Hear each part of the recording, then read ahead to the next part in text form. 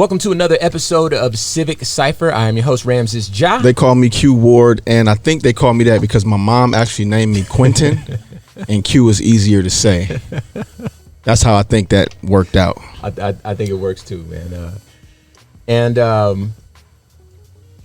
Yeah, man, I needed that laugh, man. It was a heavy week this week. I'm tired of heavy weeks, man. Like, I promise y'all, we have so much intention on doing a celebratory, joyous, happy show. We're happy people. You know what I mean? We want to come on here, laugh, smile, joke, uplift our people. But they keep giving us more stuff that's just like, man, come on. And they gave them to us bike to bike. Yeah. And in case you over this past week. Yeah. And in case you've been under a rock this past week, obviously there was, well, if you've been under a rock, I guess it's not that obvious, but there was a mass shooting in Georgia that was disproportionately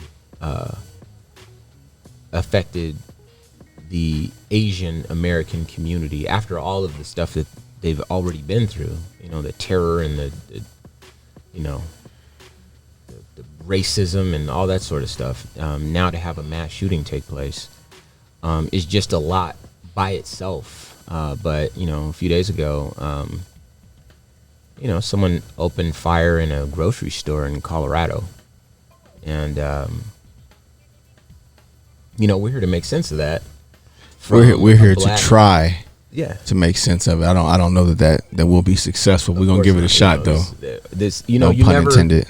You never think that you're going to end up in this position having these conversations about this sort of stuff, but life has a funny way of bringing stuff to your doorstep and leaving it there, and you have to deal with it. And so it wouldn't be right if we didn't address it on a show like this. Now, granted, we have to bear in mind that we're looking at it through a black lens, and we have to figure out what it means to us, because I think we're all, to one degree or another, trying to find our place in the world relative to each other as brothers and sisters on this planet.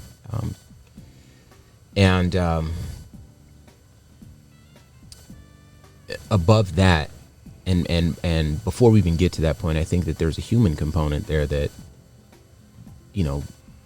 begs us to consider it. These are human beings that once upon a time were alive that are not alive anymore. And it's just sad. And they were just living their lives and never at any point expected that would be the last day that they were alive. And then their families and their communities have to continue on about that. But the reason why this is important for this type of space is because every time something like this happens, and certainly if it happens twice in a week on this level, the conversation turns to, what are we going to do about these guns, and what does the Second Amendment really mean in terms of, our right to bear arms in this country? And I think this is kind of timely for us because, behind the scenes, you and I have had some conversations about this very thing. And today is the day that, we'll just kind of share our dialogue with our listeners so that, they know that there's a few different ways to think about this. And, you got to find what's right for you and move through the universe with that intention. But hopefully, we'll help you flesh out some thoughts that maybe you hadn't considered before, or maybe reaffirm something that you know to be true for yourself.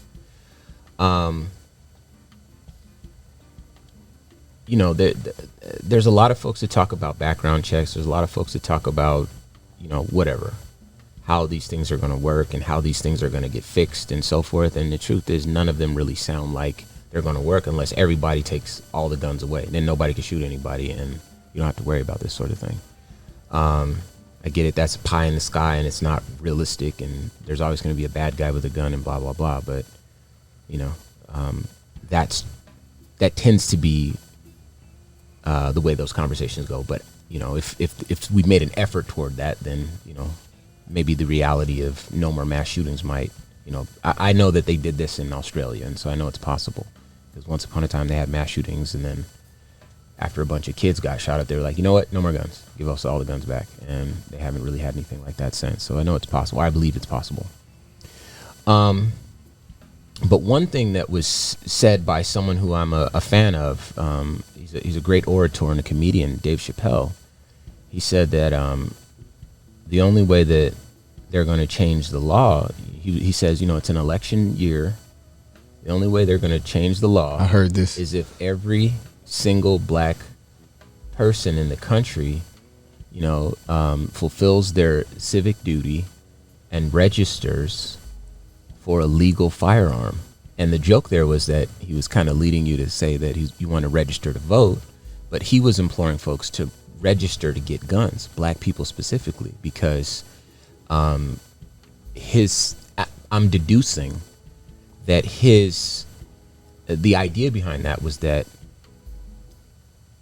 conservative white folks would be so alarmed at the amount of guns going into black communities that they would change the laws. Because if there's one thing, historically speaking, that we've learned as black people that is scarier to conservative white folks than black people, it's black people with guns. Well, the last time there was an assault rifle ban, it was because of the Black Panther Party. Yeah, you see what I mean? So there was a historical basis for that joke rooted yeah. in some very authentic truth. Sure. And then there are people who are not like Dave Chappelle, who are perhaps a bit more like me, who, I'm not a gun person. I don't believe that, a gun is for me.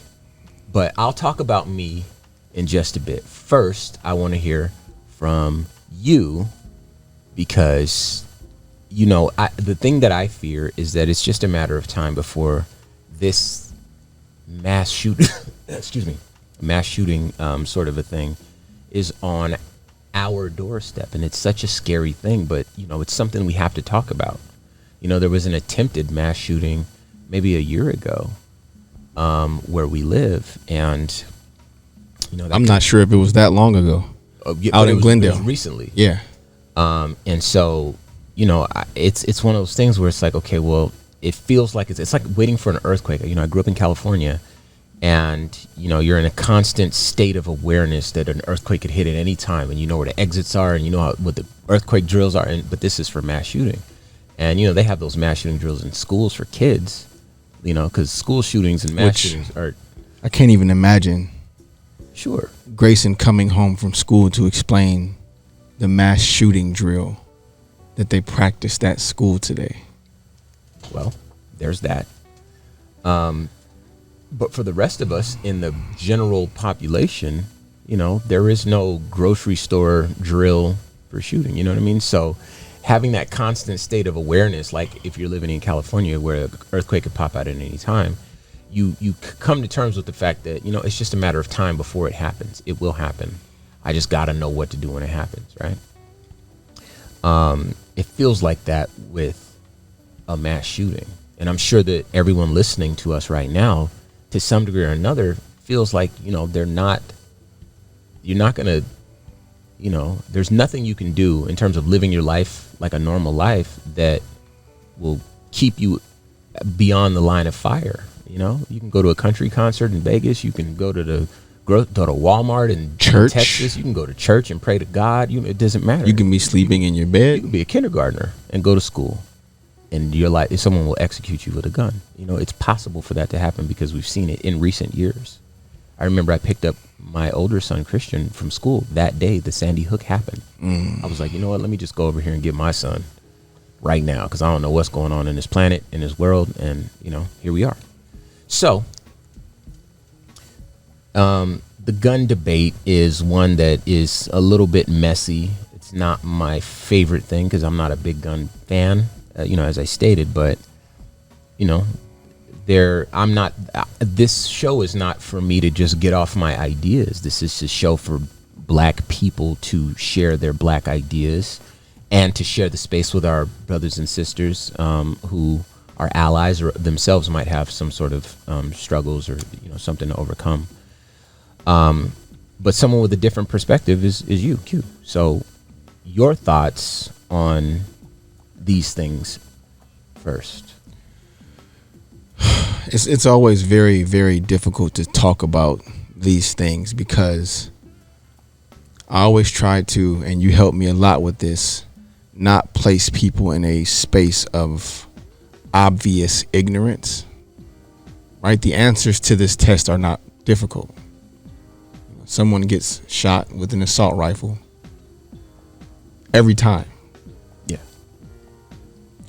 What would you think would be the simple answer to all of these mass shootings with assault rifles? No more, I guess. Well, I want you to be specific because the Constitution exists in the way that it does, as long as there's something there that has not been amended, because that's an amendment, but you're never allowed to make any more amendments. Those amendments are the best ever. The Bill of Rights. They're perfect. Yeah. Never amend more. Yeah. Right? As long as those amendments exist in the way that they do, you're always going to have some pushback. Sure. Right? So in preparation for that pushback, what would be the most simple and obvious compromise to not take away people's Second Amendment right, but to do a little bit of something towards this assault rifle problem?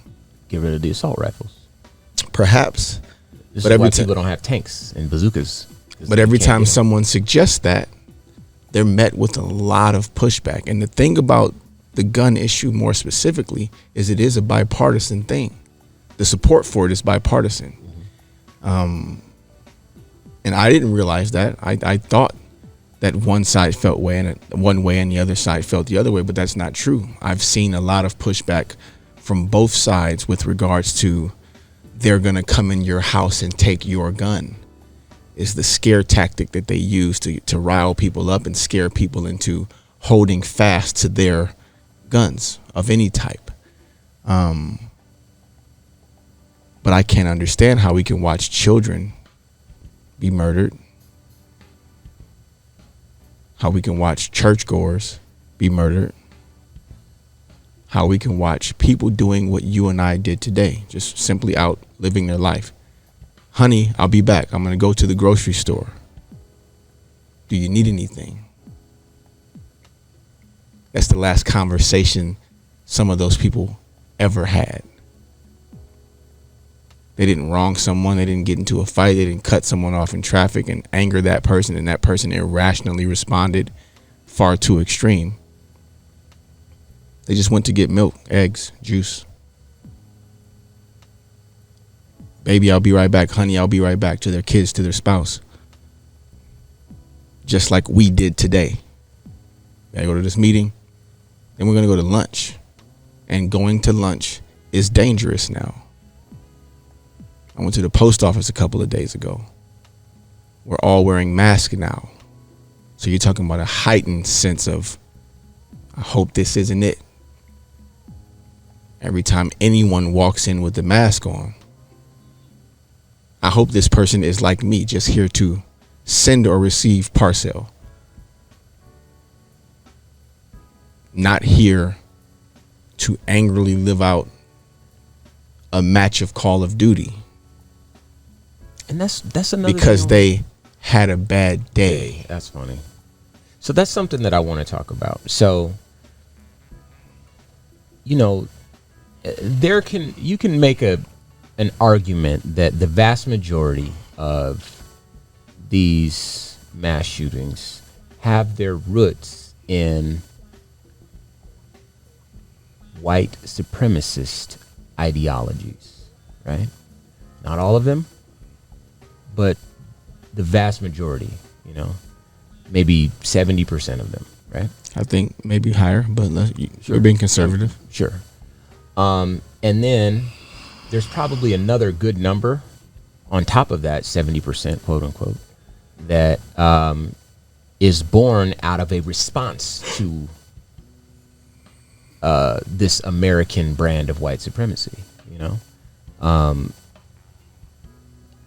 and there's another way to tackle it by dealing with that. What is it that's making this is going to sound crazy, but what is it that's making these often white males feel so disconnected from society, so divorced from reality, and so isolated and so forth? Now that I'm not going to go down that rabbit hole, but these are conversations. These are the sorts of questions that need to be asked. In addition to, what do we do about these guns? I don't want to even talk about that because that's a whole other thing that has to do with psychology. What I'm talking about today is, and let me say my piece. Okay, I'm a black man.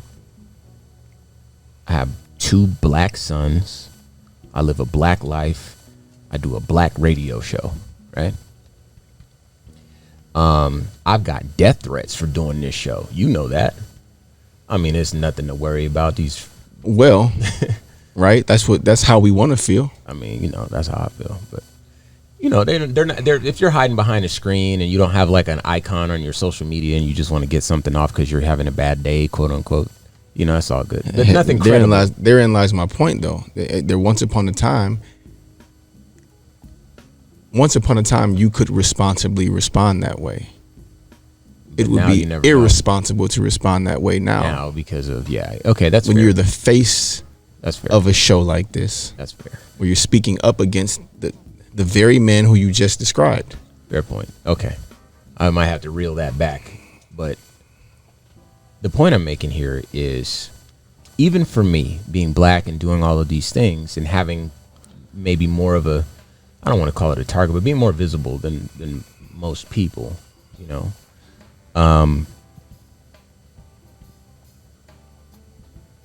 I cannot, for myself, justify owning a gun. It's just not for me, and I tried to think about it. And I'm saying this on air because there might be some people who think about this like me. Whenever I look at a gun, I only see a tool that exists to end a life. It does nothing other than end a life. It terminates something that has been animated by our common creator. And for me, that tool has no place in my life. And if I do make the decision to own a gun, that by definition, at least for me, is a decision that I made out of fear. And as a rule, I don't make decisions out of fear. What could go wrong? What could happen bad? I don't live in that space. I don't live my life in that space. We are often very critical of policing systems, but we also recognize that there's a place for that in society, right? There should be someone that you call that might have a gun, maybe in the trunk of their car, that they might need to access in a worst case scenario sort of a situation. But as far as Ramses is concerned, I do not want to live my life with a tool constantly at the ready to execute someone's life. It just feels like if I'm living that life, I'm already halfway dead. Why am I that afraid? Why am I carrying that fear with me everywhere I go? I carry my keys and my phone with me.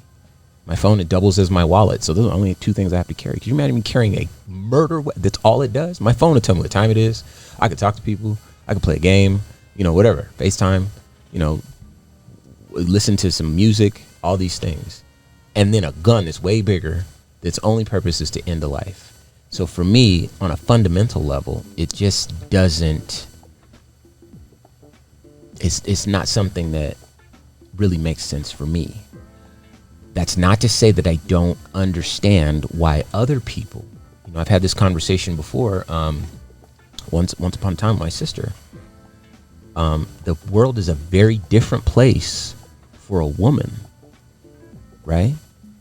And women, it doesn't matter. Sometimes they just have that fear because they're so vulnerable so much of the time. She told me a story about walking to her car at night from when she was in college at Arizona State. And she's like, the reason I call you every day is so you're on the phone with me while I'm walking to my car. And I just didn't get, I'm like, why do you keep calling me? You know what I mean? And then finally when she pulled up, she's like, Ramses, I want to talk to you. And she explained to me, like, the world is very different from me. I need to talk to my big brother when I'm walking to the car. If nothing ever happens to me, at least I feel better about that. So I get that some folks, their life is based in they've had more traumatic experiences, or they're a lot more vulnerable, you know?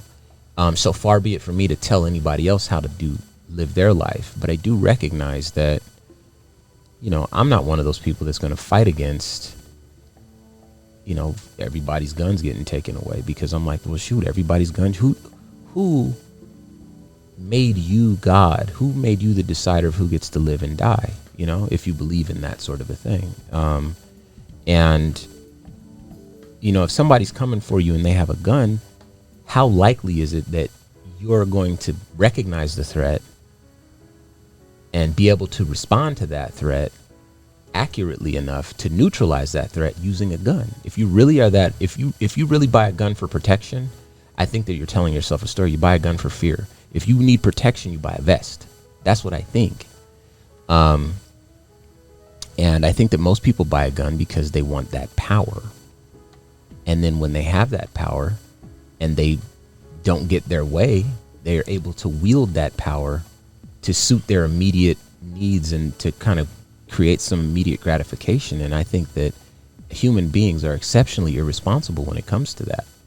We are supposed to love each other. That's why love feels better than anger and hurt, and we don't cry. You know what I'm saying? That's our natural state. Let's chill. So, you know, I could rant all day about that sort of a thing, but except I'm sitting here as a gun owner and would not allow you to do so. Right. Well, that's why I'm talking to you about it. So the other side, love absolutely feels better. Except, and for those of you who listen to us on a regular, you know that my partner is a forever optimist. We used to joke with Ramses when we first met in the infancy of our friendship that the world is rainbows and butterflies to him. However, Ramses is from Compton. Q is from Detroit. And we are from places where it's almost, and I'll use the word irresponsible again, to think 100% of the way that Ramses does. 90%, you be all right, because love should rule and conquer all. We should be more protective of one another. We should not have to own a gun to defend ourselves. But in the same way that, you know, Ramses does not move in a world where the worst case scenario is how he makes his decisions. But you don't think your house is going to get flooded, but you buy home insurance. You don't think your house is going to catch on fire, but you have a fire extinguisher. You have car insurance. You buy cell phone insurance, not because you're going to throw your phone on the ground, but in the event that you drop it one day, you'd sure rather not spend another $1,000 on a new iPhone. I came home one day with my son, my pregnant woman, to a gentleman sitting on my porch, claiming that my house was his. I'll pause for a second to let everybody imagine that. You had just bought the house too. I just bought my house. And when you have your baby and your pregnant woman with you, there's a lot of decision making that has to happen really, really fast in that moment. I'm going to give you guys some time to kind of digest and reflect in your own head what you think you'd do in that situation. And in a few seconds, I'm going to come back to it, if that's fair. Absolutely. So yeah, if you're just tuning in to Civic Cipher, I'm your host Ramses Ja. They call me Q Ward for reasons I sometimes can't explain, but I think the most obvious one is because my mother named me Quentin. Okay. And Q is just easier to say. That'll work too, man. And what we're talking about is, where do guns fit in our lives? And, you know, we're having a spirited gun debate on whether or not owning guns really makes sense, especially in the aftermath of all these mass shootings that we've seen in recent years. Less of a debate, recent weeks. Less of a debate than Ramses thinks, though, because I agree with 11 out of 12, 9 out of 10, whatever high percentage of reasons why and why not on this particular topic. Okay. But my reasons are very, very specific, because soon after this incident, and for those of you that are just tuning in, you know, we're speaking about the practical reasons why owning a gun makes sense. And Ramses spoke earlier about guns have a singular purpose. And he's absolutely right. There's the only reason the machine exists is to end life. Even if you're a person that I only have a gun for hunting, even then, that's the only point. But again, I get home, this gentleman's sitting on my porch. This house is his according to him. I open the garage. I let my family go into the garage, call the police, and then I close the garage. But I'm still left outside to deal with this man sitting on my porch. Now, luckily, I'm pretty good with these hands, and he did not have a weapon. But in the event that he did, my only resolve cannot be to just die because it's my time, because this guy said so. Aiko is on the way. She'll be here in a few days. I can't just die right now because I guess it's my time and I don't believe in having guns. Aiko is Q's daughter. This guy believes in having them, but I don't. So, baby, I guess this is it for us, because this guy had a bad day. Sure. Right? So I then, after the police arrived, had a conversation with the officer, who simply asked me if I was a gun owner. Now, I look like me. The police officer does not. So my answer to this question was unequivocally no. No. It was the truth, but it would, if I had a full bazooka and tank in the backyard, the answer still would have been no, sir, absolutely not, sir, never, sir. Yeah. But his response to me saying no struck a nerve. He says, "Where you from, man?" I very, very proudly said Detroit, Michigan. If anybody knows me, you know I spend a lot of time reminding the world where I'm from.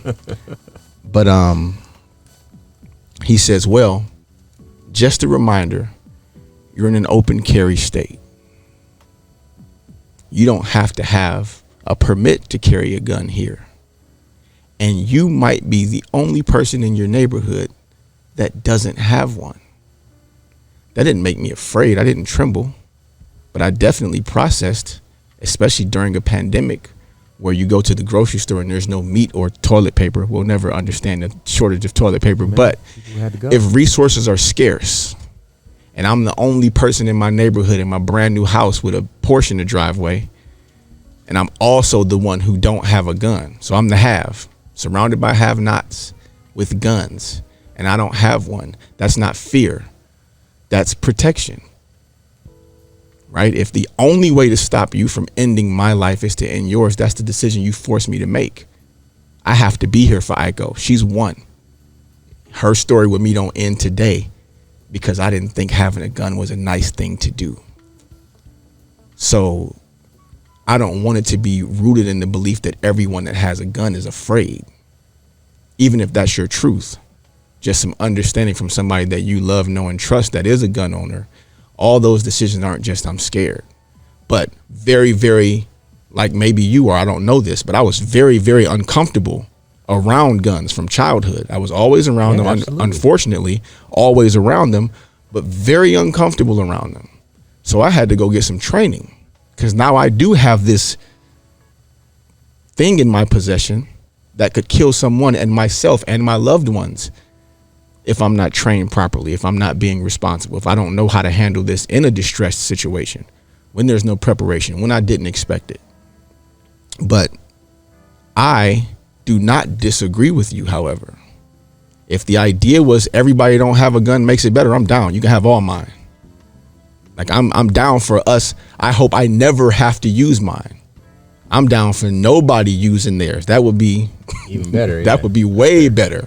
Well, let me say, but the decision to own one was not, oh my God, I'm scared. It was, yo, that situation was brought to my doorstep in a very literal sense. And I cannot be that unprepared moving forward. I have a family that I have to be here for.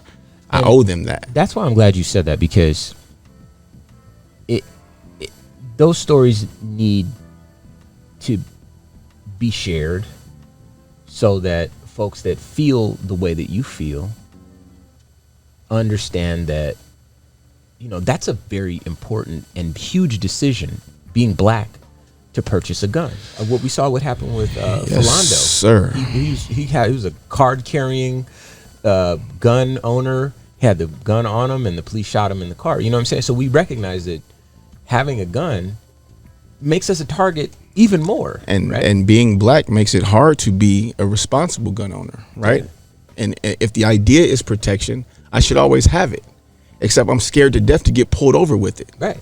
You see what I'm saying? So there's some give and take there, and some gray area there that makes it very, very difficult, because you heard me and Ramses talk about American skin. All those rights and liberties are not afforded to us. That's not for us. So we can't be so naive as to think that, you know, all those liberties are ours. So here's one thing that before we move on, I want to say. Again, I'm glad that you said that, because I don't think that my truth in this matter is the truth. Sometimes I'll say, yo, my truth is the truth.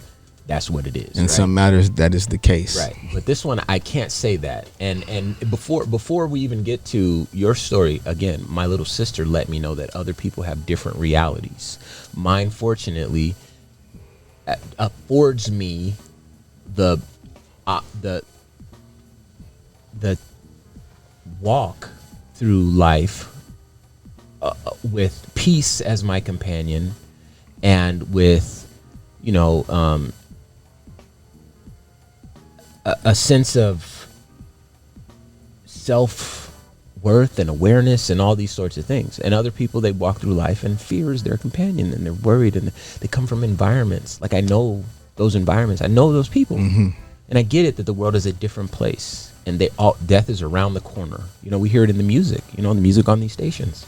And so for them, even if it makes them feel better, they sleep a little bit better at night to know that I have a fighting chance. You know, those stories need to be shared, because, again, my truth is not the truth. But I do want to say this. For Ramses Ja Rudy King Taylor II, for me, the one individual carbon unit sitting in the studio with you right now, I've been blessed to live 38, it'll be 39 years in a couple more months of life. We need at least 39 more, just so you're sure. Just so you know that. I need 39 more out of you. Of course, and you're going to get it. At minimum. I believe you're going to have all that, right? And then some. But in all that time, I've been through some traumatic stuff too. Q. I've been held at gunpoint. I've been robbed. I've been hit in the head with a gun. You know, I had my diamonds stolen from me. All that sort of stuff. You know, and what are you going to do? You can't fight a bullet. You know, now I probably would, because I'm way too arrogant for my own good. Like, all right, bring it. You know, but anyway, but you know, in my whole life, I've never had a gun, and I've made it through to this age. And I can't think back on any of the instances that I've been through where I know that my having a gun would have either changed the outcome or made me feel better about what was happening, or both. And you know, when something happens, like I mentioned one time I got robbed. I bought a new car. It was a fancy car, so I'm going to say it was a Mercedes. I was very proud of that. I never had a fancy car before, right? And I was driving it, and I just started working at, you know, Power 92, and you know, I was doing all this cool stuff. And I'm driving home, and a car starts following me, and you don't think anything of it until it's too late. And I used to have a condo. I pulled up to my condo, and you had to park on the outside. And the car was still following me, and I'm just thinking, you know, it's 4 a.m, you know. I was hanging out with a young lady, She knows this story, so she's listening. I'll hear about it. This was many, many, many years ago, before children. Before, this was a long time ago. Long time ago. But yeah. So this car follows me. I just dropped her off. Came back home, and car pulls in behind me, and guy jumps out of the car, and he runs up to me, and he puts a gun to my head. And I remember he kept just saying, "What you got? What you got?" And he was sweating, and his nose was running. And the police said he might have been on drugs or something like that, or he may have been scared to death himself. Right. Like I said before, handling a gun is not comfortable. But here's the thing: my having a gun wouldn't have. He had the drop on me before I recognized that there was a threat. And so imagine me carrying a gun every single day, just in case, only for that to happen. And then me not even be able to do anything with it. This guy I'm looking at the gun. It was a huge gun.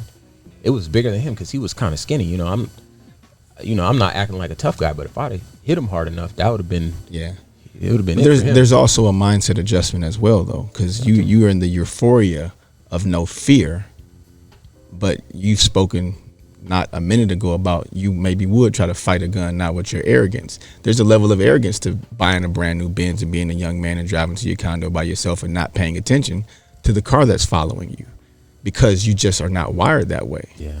However, if a car follows you now, that story will. It's like touching. Yeah, it's like touching the stove and getting burned. Yeah. If you've never done it before, you don't know that that's hot. Or what hot is. The fire teaches a lesson. Yeah, that's true. Way different. A car following you now does not resonate the same as it did before. Fair point. Well, I'm of course, our thoughts and our prayers go out to I so wish that we could do more than thoughts and prayers over and over again. But we are, because we're talking about it here. Regardless of where you are on this issue, I think that you said something that was very potent, and I'm glad you did, is that certain kinds of guns really don't have a place. If you have a weapon that, you can't hunt with an assault rifle. I mean, you can, but there's no purpose for it. Yeah, there's no sport in that. You're just mowing down, and then what we're seeing more and more is that people are using it to mow down people. And if you have a regular size gun that goes in your hand and you can put it in a safe or put it in your bedroom or whatever, and if the war comes and you need to buy some toilet paper and you need to take your pistol with you to the grocery store or something like that, best you're going to do is, I think those things have okay, I'm sorry, I might date myself, but 16 in the clip and 1 in the hole? Sure. All right. However, shout out Nadog. However, semi-automatic weapons, it's a different situation. You have to fire a bunch of times. An automatic assault rifle, you don't. Pull the trigger and, like you said, mow. So, maybe there's something, and we can always put pressure on our lawmakers and our legislators and, to, say that we've seen enough, we've had enough. But I think that it was important just to touch on this last week of shootings and killings, and to know that the conversation, as it always does, turns to what do we do about guns. And regardless of where you are on that spectrum, I hope that you found at least an echo of a voice between you and I today on the show. My last thing on that topic before we move on, you hear Ramses and I bring up our capitalist society and its ideals often. Here we go. Let's get it. And again, only in a capitalist society can the financial incentive to profit be greater than the moral incentive to stop letting our citizens be murdered. Yeah. Like, it's that simple. If it wasn't so profitable for the people who make these decisions for us, these people that we elect, some of these people that we elect over and over, even after their rap sheet is very, very clear, the incentive for profit is much greater and much more important in this capitalist society than the safety, health, and well-being of its citizens. And that's really, really, really sad, because this story doesn't even hit us as hard as it should, because it just happened a few days before, and it just happened a couple weeks before, and it just happened a few months before that. Yeah. It's just a matter of time before it happens where we're... And it's absolutely going to happen again. Yeah. I want to say something real quick. I watched a documentary on, like, how the gun culture in the United States and the roots of the gun culture here in this country, because it's unlike anywhere else in the world. And essentially what it is, and I'm just telling the truth. Essentially what it is, if you boil it down to its essential components, is fear. Folks that have a fiscal incentive to sell you a weapon peddle fear to the masses, and then when there's some sort of resolution, they figure out a way to terrorize these people and make them fearful even more so, and that results in even more weapons getting sold. And so it's the most masterful money-making operation in the world. Not in the world, I'm sure, but something. No, in one terms of what I've seen. Though you have to understand how long this has been going on. This isn't okay. Fair, yeah. But I, as I stated, and as a rule, I'm not given to fear in the same way that a lot of other folks are, and that's because of some advantages, some privileges that I might have. I'm not female, so the world doesn't feel I don't feel as vulnerable than some of my sisters who I share this planet with might feel. Yeah. So this is not me passing judgment. I'm not trying to say I'm the man. I don't think I'm cool. I just recognize that it's different for a lot of folks, but for me, I'm very blessed and very fortunate in that I'm not easily given to fear. In fact, I tell people about themselves, and I look them in the eye when I do it. So I'm not one of those people that, like, I kind of like that because I make other people feel fear. You know what I mean? And that's kind of been the way this has gone for me. So, if you make the decision, as you stated, look, I had a real situation. I had an actual professional tell me this is blah, blah, blah, do this, that, and the third.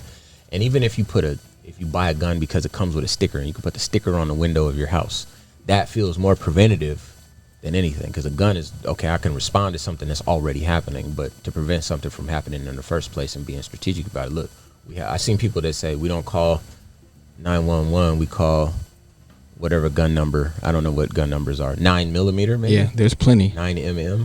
That's because Dre's always talking about his Nina. I learned that.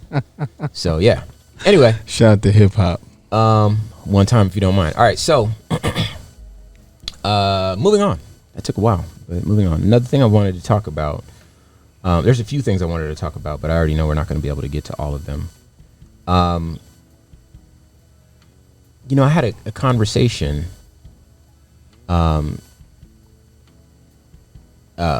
This was late last week, and I wanted to bring it up on today's show. And the conversation had to do with how black people are supposed to act, or what is it that what is? It's gonna be hang good. on. Let me paint the picture, because this is gonna be good. This conversation was about one black person, and it was from another black person or a group of black people, right? And I'm sure you've heard this before. He doesn't act black, or he acts white. Even if he's black, he acts white. Yes, these are the sorts of things. Yeah, I mean, you're a brilliant mind. You excelled in your education in an environment where there was a great deal of hopelessness. Education didn't perhaps feel like the golden ticket to get out of that place, and so it probably wasn't valued in the same way as it was in your house. It wasn't valued in that community in the same way as it was in your house, right? Or whatever version of that story that there is. I'm familiar with that, right? So all of a sudden, instead of saying, okay, this person is kind of a little nerdy, or this person is eccentric, or this person is, whatever, it becomes, oh, this person is not black, or this person is not real, or, whatever. And I wanted to talk about that, because for people who might say that, or people who might think that, and I know there's a good number. I'm a part of a lot of Facebook groups. I kind of keep a finger on the pulse of the culture here and there.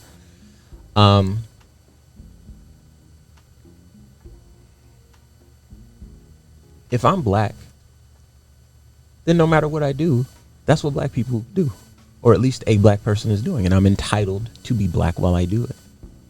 That could be good, that could be bad, that could be amazing, it could be new, it could be old, whatever.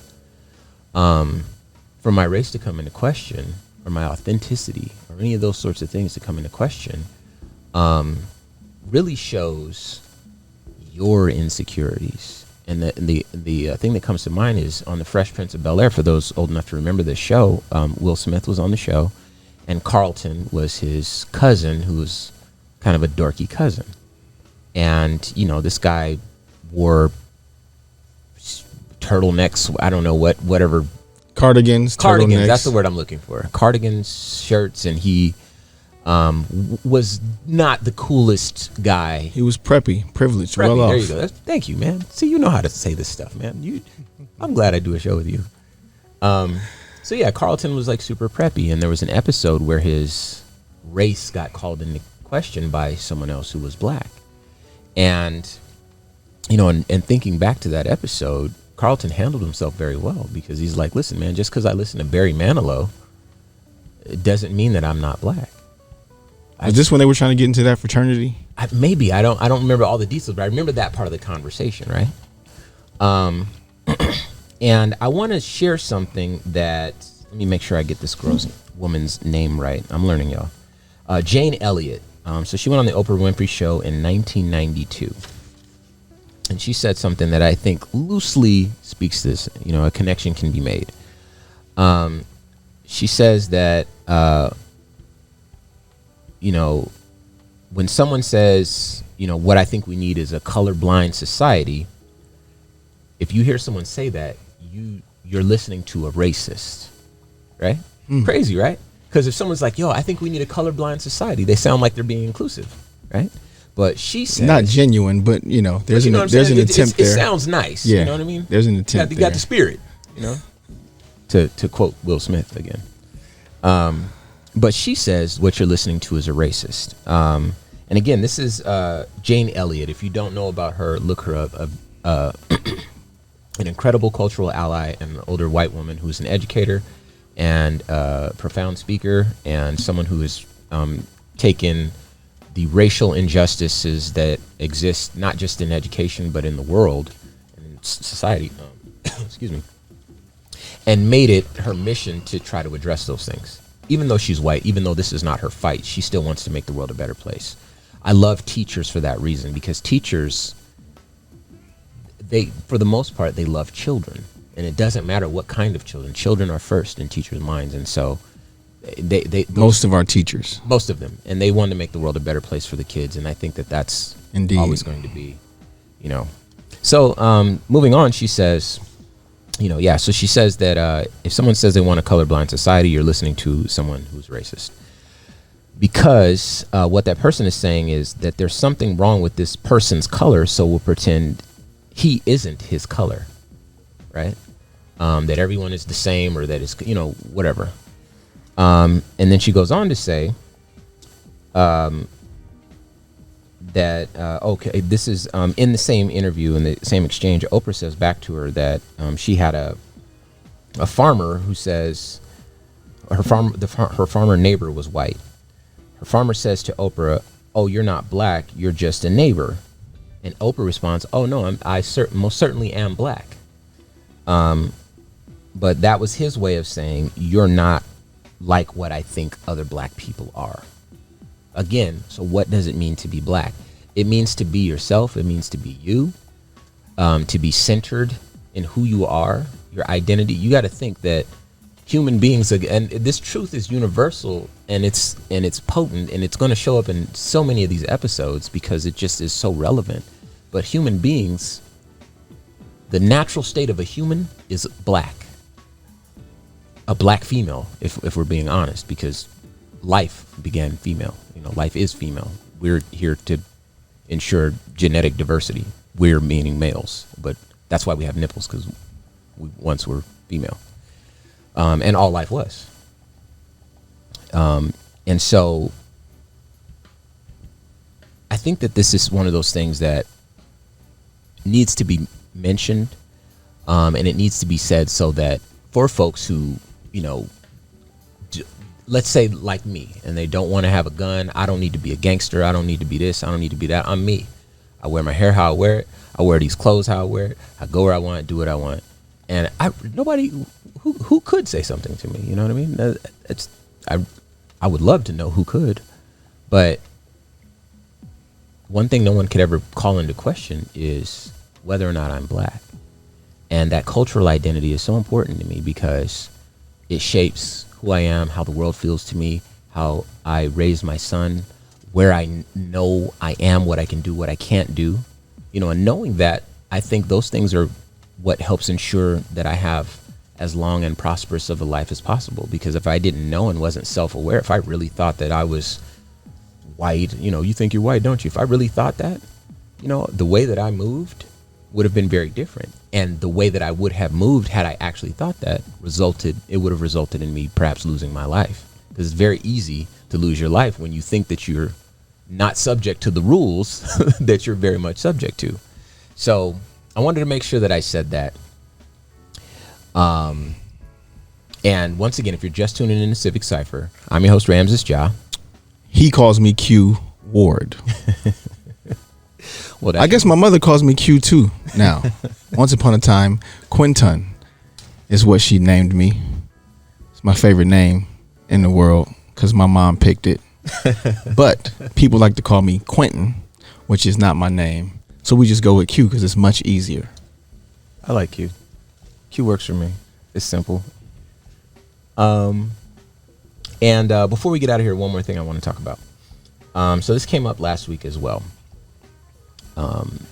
So I have a son that's in high school, and we're talking about what the future holds, and I'm considering what the future holds for my child, and one of those things is, okay, you're gonna have to take the SATs, and we're gonna have to figure out what that means, in terms of what your future looks like, you know what I mean, and how we're gonna, what are we gonna do? How much money am I gonna have to spend?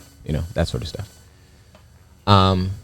And every so often life just presents these little rabbit holes to me, and I love going down these rabbit holes. And at the end of almost all of them, you find either outright racism or a framework that can be only described as white supremacy. So I'm saying this to you, and I want you to listen. I don't find it there because I'm looking for it. Because I promise you, I'm not looking for it. It's there because I find it because it's just there. I think you said something to me recently about, the reason that we always end up talking about these institutions and these ideas and this framework in which we live as being racist is because it just is. There's no two way. We're not finding it. We're not trying to make excuses or anything like that. I mean, we live in a country. This is not our history that we're creating live for you on the air. Google is free. Boom. And even the most conservative American history books acknowledge the transatlantic slave trade, the foundation of the country on the back of white supremacy and racism. Now it's addressed very quickly and moved on from, and we treat the pilgrims like they were great, and we celebrate Thanksgiving in that way, the traditions that the pilgrims and our Aboriginal Native Americans shared with each other. But even that exchange was far more grim than we learn about in grade school. Absolutely. But these institutions, the entire framework of the country was built on these beliefs. So that's why you find them in everything. Yeah, it's because they're there. Trust me. We have meetings about the show where it's like, man, do we even want to keep talking about things that are racist? And it's like, well, absolutely not. That's our job. But it's our responsibility. Yeah. We can't ignore it. And if so many people wouldn't ignore it or wouldn't have spent decades ignoring it, we'd be further along. Absolutely. But in the effort to make everyone comfortable and to not ruffle any feathers, sometimes we just mosey along like these things don't exist and we don't address them because we're not by nature confrontational. So dig this. This is what we're talking about. The SATs. The SATs was literally created because too many students of color were getting into college. The creator of it, Carl Brigham, published that the increase in racial diversity in schools would cause the decline of American intelligence and by 1930, he admitted it was a eugenics test. And again, before we sat down to Can you speak to eugenics? well, real quick, let me say this. Before we sat down to do the show, we did a little bit of show prep, just to kind of read about it, whether or not this was true. And, as you mentioned, this is completely Googleable. If you trust in Wikipedia, you can go and look up SATs. And if you don't trust in Wikipedia, there are many sources. Other sources that you can look at. Teen Vogue. Scholastic sources, but yeah, even sources like Teen Vogue that are very much not run by us will give you this same information at the ready. And I don't think that what we're doing here today is meant to create any excuses, even though what we just read that said, I think the data was from 1998, so in the last 20 years, So most of the folks listening to us right now, this has happened in their lifetime. They would decide whether or not questions were admissible as test questions into the new version of the test, based on whether or not a majority of white students got the test scores right. If the test scores, if more black students got the test right, they would throw the question out. If the black students did better than the white students, you can actually read it. It's right there. And so not only did this guy invent this in the 30s or whenever this was, as a way of throttling to one degree or minimizing the amount of black students that were able to get into higher education, and to a lesser degree, there was a lot of immigration taking place at that time, so other students from other parts of the world. But this guy, he some of the stuff that he says is like very extremely, like it's like mean racist, like Ku Klux Klan racist. Like you can tell this person does not like black people. And at that time, I don't think black people were really a priority for this country. I don't think black people have ever really been a priority for this country. I mean, as property, sure, but not as citizens. Yeah, there you go. Thank you for that. But I just implore you to look that up. I thought it was worth mentioning because you never know where you're going to find racism, and yet you're going to find it everywhere. And for those of you who are not thinking about SAT scores or whatever, it's just one more thing for you to know that whenever you hear someone say like, man, there's, and we have these conversations, and I know, and I appreciate you kind of riding this train with us. We're doing this so that things can get better, not so that we can continue to reflect on the past. But I need to say these things because who would expect that the SATs and from this was born standardized testing. So all these standardized tests have their roots and perhaps some of the modern practices even in racism. And, there's different ways to call it, whatever you want. But if it favors one group of people and then it causes them to gain advantages and doesn't help the most vulnerable citizens, that's black and Latinx students in this country tend to be, then we have. And not just in a way that's passive, that it doesn't help the other groups, designed to repress and not help those other groups. It's not just like, we just built this to help us and it just so happened it didn't help you. So keep that in mind, please. And anybody who thinks that black people are lazy, I don't think anybody listening to this show would think black people are lazy, because you listen to hip hop and every single song about hip hop is about hustling, get money. You know what I'm saying? So I don't want to hear that ever again. Anyway, that's our time for today. Once again, thank you for tuning in to Civic Cipher. I'm your host, Ramses. They call me Q Ward. And please hit the website, civiccipher.com. Submit your questions, topics. Feel free to donate. That really does help support the show. Follow our social media at Civic Cipher, and be sure to download this or any other past episodes you may have missed. We got a special announcement coming up next week, so be sure to tune in for that. Until then, y'all, peace. Peace.